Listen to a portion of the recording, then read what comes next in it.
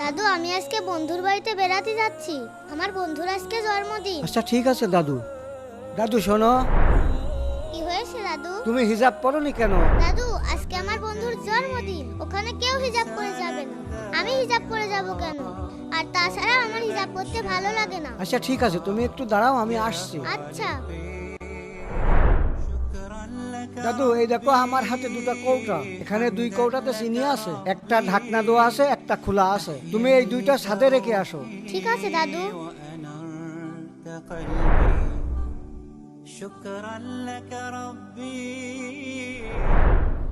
মিথিলা, কি হয়েছে দাদু? দাদু ছাদ থেকে চিনির কৌটা দুটো নিয়ে আসো তো। আচ্ছা ঠিক আছে। আরে দাদু, তাড়াতাড়ি উপরে আসো। কি হয়েছে দাদু?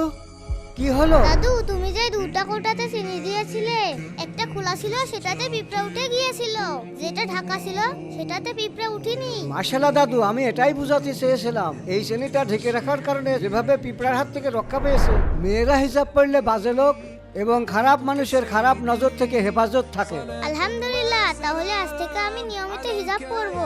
আলহামদুলিল্লাহ। বন্ধুরা, ভিডিওটি ভালো লাগলে লাইক